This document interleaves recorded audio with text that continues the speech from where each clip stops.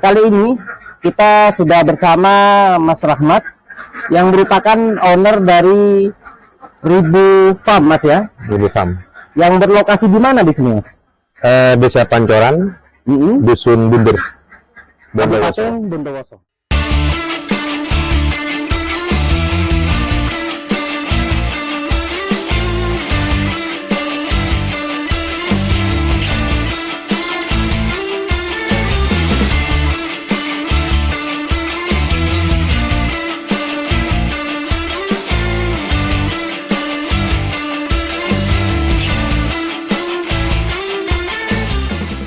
Oke, Mas Rahmat, terima kasih banyak Ya, untuk waktunya karena sudah menerima kami di sini untuk menggali ilmu dari Mas Rahmat. ya. Mas, mungkin ini yang perlu kami tanyakan seputar tentang dunia peternakan bebek. Biasanya untuk pemula seperti saya, Mas, itu apa yang menjadi kendala, Mas, ketika kita mulai merintis usaha di peternakan bebek seperti ini? Ya, untuk teman-teman pemula yang biasa sering terjadi ya, terkait dengan permasalahan yang sering terjadi di lapangan itu, bahwa kurangnya edukasi atau ilmu bahwa bebek petelur itu teknisnya seperti ini. Jadi banyak pola tradisional yang masih digeluti. Jadi bahwa ketika dunia peternakan yang modern seperti saat ini, itu banyak ilmu-ilmu yang memang harus kita pahami dari awal sampai akhir, seperti itu. Jadi yang utamanya itu adalah ilmu. Edukasi, karena Edukasi. minimnya mungkin edukasi yang sampai ke peternak, khususnya peternak pemula, Mas ya. Betul, betul. Selain itu apa yang biasa menjadi kendala, Mas, bagi peternak pemula, Mas? Yang pertama itu kendalanya adalah banyak peternak itu yang tidak memahami dari jenis bebek petelur itu seperti apa. Di bebek petelur ini kan ada banyak macam jenis. Ada bebek Mojosari, ada jenis bebek Campbell, ada jenis bebek Bali, terus ada jenis bebek Alabio. Itu teman-teman itu tidak tahu ke jenisnya. Jadi cuma dia tuh serta-merta saja untuk beternak. Langsung mulai tanpa lebih dahulu mempelajari. Dari jenis itu, dari jenis. Kedua, dari pakan. Banyak yang teman-teman peternak pemula itu tidak memahami cara pemberian pakan yang tepat itu seperti apa, protein pakan itu seperti apa. Jadi hal itu yang sering membuat peternakan bebek petelur itu jatuh atau gagal. Oke. Gitu. Terutama bagi teman-teman yang ingin menggeluti bisnis peternakan bebek seperti ini, Mas ya. Yang perlu diperhatikan adalah pahami dulu, Memahami. belajar dulu sebelum kita memulai, agar nanti kedepannya kita tahu apa yang harus kita lakukan seperti itu, Mas ya. Kemudian, Mas, untuk rekomendasi jumlah populasi ternak untuk teman-teman pemula menurut Mas Rahmat, itu berapa, Mas?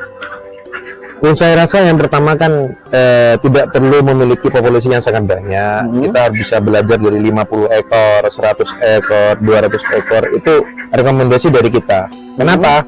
Jadi pengawasannya itu lebih mudah. Jadi ketika teman-teman peternak itu yang awalnya masih pemula, jadi tidak keteteran ketika nanti kesulitan dalam mendapatkan ilmu seperti itu. Jadi intinya tidak terlalu banyak lah gitu. Yang penting dia tuh harus fokus, ini bebeknya harus seperti apa, cara pemberiannya seperti apa, kandangnya seperti apa, itu dulu. Jadi nanti lebih bicara ke kualitas dulu. Kualitas bebek dan juga kualitas pakan. Oke. Tidak perlu banyak, yang penting Ilmunya dulu. ilmu kita dapatkan. Betul. Kuantitas sedikit tapi punya kualitas gitu Betul. ya. Oke. Selanjutnya nih, Mas, mungkin untuk seperti yang Mas Rahmat tadi sampaikan, bahwa mungkin tiap jenis bebek cara perawatannya beda-beda, Mas ya. Betul. Tergantung spesifikasi bebek yang akan kita ternak. Kalau boleh tahu di sini jenis bebek apa, Mas, yang banyak? Di sini kan Jawa Timur bagian timur. Yang cenderung yang banyak di ternak itu di jenis Mojosari dan juga jenis Campbell dan Pelegon. Itu yang sering banyak digeluti, diternakan oleh teman-teman peternak. Itu seperti apa cara perawatannya untuk 3 jenis bebek itu, Mas? Kalau perawatannya ketiga itu sama. Cuman kita harus menempatkan bahwa di sini kan datarannya tidak sama nih. Ada rendah, ada dataran tinggi. Jadi kita ketika dataran tinggi kita memberikan bebek petelur itu yang cenderung lebih tahan stres. Jadi antara Campbell sama Josari tingkat kesetresannya itu beda. Gitu. Oh, lebih tahan stres. Yang Campbell lebih tahan stres daripada Mojosari. Jadi kita memberikan menyesuaikan dengan lokasi yang dibutuhkan cuaca di sana. Misalkan dingin kita Campbell, ketika suhu hangat kita memberikan jenis Mojosari. Gitu. Jadi untuk perawatannya pun tergantung jenis bebek yang kita pelihara, Mas ya. Yeah. Seperti apa, karena tiap bebek mungkin beda-beda. Betul. Kemudian ini, Mas, untuk sebenarnya prospek kedepannya seperti apa sih potensi usaha bebek ini untuk kedepannya seperti apa, Mas?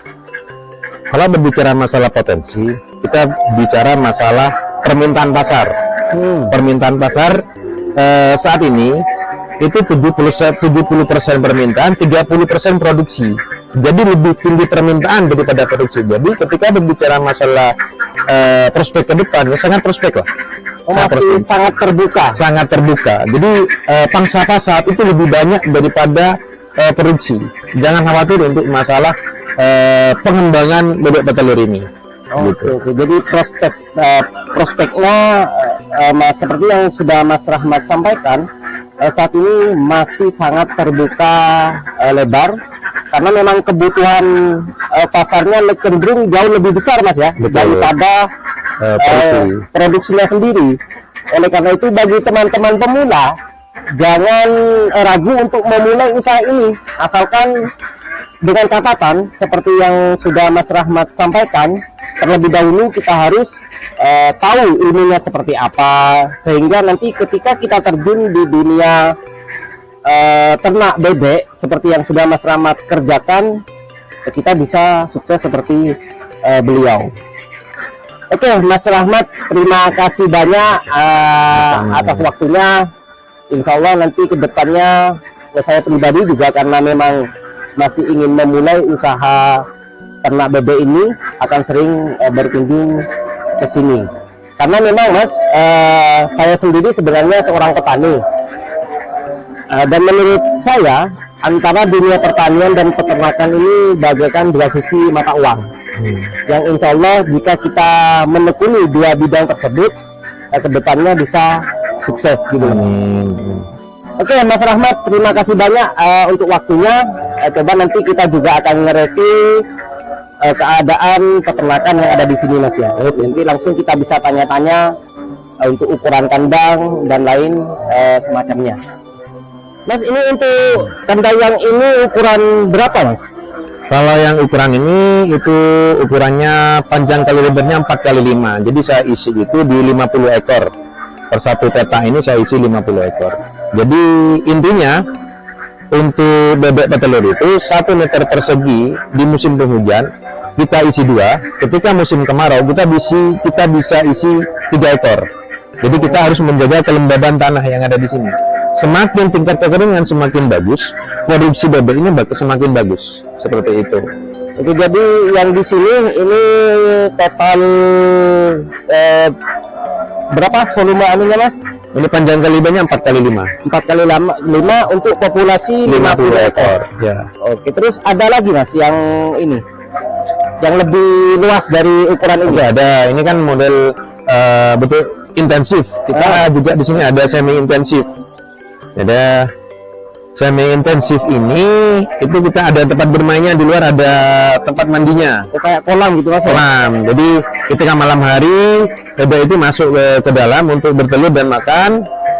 Dan terus kalau di siang hari di sini ini adalah tempat mandinya. Ini yang bisa dikatakan ini semi intensif. Oh, jadi semi angon lah kata lainnya, Mas ya. Semi angon. Oh, ini sebenarnya juga bagus, Mas ya, untuk sistem seperti ini. Sangat bagus ketika teman-teman peternak itu lokasi kandangnya berdekatan dengan sungai, kita bisa bikin model yang seperti ini. Jadi masa produksinya antara yang intensif dan semi intensif seperti ini itu lebih panjang usia produksinya di semi intensif. Karena di sini kan ada tempat mandinya, bulu-bulunya tetap rapi, tetap bagus, tetap cantik seperti itu, dan produksinya juga lebih baik. Jadi ketika antara ada yang di dalam dan di luar, itu lebih bagus ada tempat mainnya. Jadi tingkat kesetresannya itu lebih rendah daripada yang di dalam. Gitu. Jadi misalkan memang teman-teman punya lahan yang kebetulan dekat dengan ini mas ya, dengan Sungai seperti ini. sungai atau aliran air lah, itu mending dibuat sistem seperti ini mas ya, Semi intensif seperti ini. semi intensif, karena Ya. keunggulannya secara kualitas mungkin bisa dikatakan lebih bagus mas ya. Lebih bagus, produksinya lebih banyak, dan usia produksi itu lebih panjang. Oh, Gitu. oke. Ini kalau boleh tahu mas, untuk kebutuhan pakannya, Untuk kebutuhan pakan, rekomendasi dari Mas Rahmatnya. ketika teman-teman peternak itu menggunakan bahan pakan campuran, bisa menggunakan per 100 ekor itu di 15 kilo sampai 16 kilo per 100 ekor kalau menggunakan pakan campur. Tapi ketika oke. teman-teman itu ingin lebih menghemat waktu, bisa menggunakan pakan jadi, dan pemberiannya cukup 12 sampai 13 kilo saja Per hari mas ya, untuk populasi 100 ekor. Oke, jadi itu guys untuk perbedaannya. Jika ingin menggunakan pakan pabrikan, maka rekomendasinya 12 sampai 13 13 kilo setiap populasi 100 ekor. Kalau misalkan ingin mencampur sendiri antara 13 ini masih antara sentra dan katul. katul, itu rekomendasi dari Mas Rahmat 15 kilo mas ya. 15 kilo sampai 16 kilo. Oke, dengan campuran 5:1 mas ya. Iya, ketika 5:1 itu ketika bayah baru datang, ketika baru mulai telur jatuh pertama itu kita rubah ke 3:1 gitu. Oke, jadi setelah masuki fase produktif, untuk campurannya kita bisa rubah menjadi 3:1. 1. Oke, terus ini mas, karena memang di sini guys, saya pribadi tidak mencium aroma yang seperti yang biasanya kita ada di peternakan lainnya. Di sini tidak ada aroma bau mas, aroma bau kotoran. Nah, Itu tipsnya seperti apa? Nah, kenapa saya mengatakan ukuran itu menentukan tingkat kekeringan? Ketika kekeringan itu lebih minim, itu aroma amonia yang ada itu cenderung lebih sedikit atau bahkan tidak bau. Jadi intinya yang membuat kandang itu tidak bau adalah tingkat kekeringan alas yang ada di kandang. Dan ini untuk alasnya pakai apa mas? Di sini kita menggunakan sekam padi. Sekam padi kita taburi dengan sekam padi. Kalau semisal nanti itu ada serbuk kayu dari limbah dari gergaji, kita juga bisa pakai. Oh, jadi cukup sekam, dan kalau ada Serbuk kayu itu boleh. kayu. Oh, misalkan pakai sekam aja. Boleh sekali, nggak masalah. Di sini- Menyesuaikan kebutuhan yang ada. Oke, di sini ada rutinitas untuk penyemprotan disinfektan nggak mas? Dan apakah itu perlu mas? Nah, kalau berbicara perlu, itu sangat perlu. Itu kita untuk menjaga kuman-kuman atau bakteri-bakteri yang ada di kandang. Itu perlu. Kalau di Bu Farm sendiri, saya sendiri menyarankan bahwa disinfektan itu kita semprotkan di 1 minggu sekali atau 2 minggu sekali, seperti itu. Oh, oke. Oke, Mas Rahmat, terima kasih banyak untuk ilmunya hari ini. Oke, sama-sama. Nanti insya Allah kita sambung lagi. Dan perlu teman-teman ketahui bahwa untuk produksi telur di sini sudah mulai ekspor mas ya. Ekspor, kita ekspor Sudah bisa mengekspor ke Singapura guys. ke Singapura. Oleh karena itu monggo teman-teman pemula, khususnya teman-teman petani milenial ataupun peternak milenial yang ada di daerah Bondowoso, bisa langsung datang ke Ribu Farm dan bertemu langsung dengan Mas Rahmat sebagai ownernya. Oke Mas, terima kasih banyak. Oke, Untuk sama-sama. hari ini insya Allah kedepannya kita akan sambung lagi. Siap.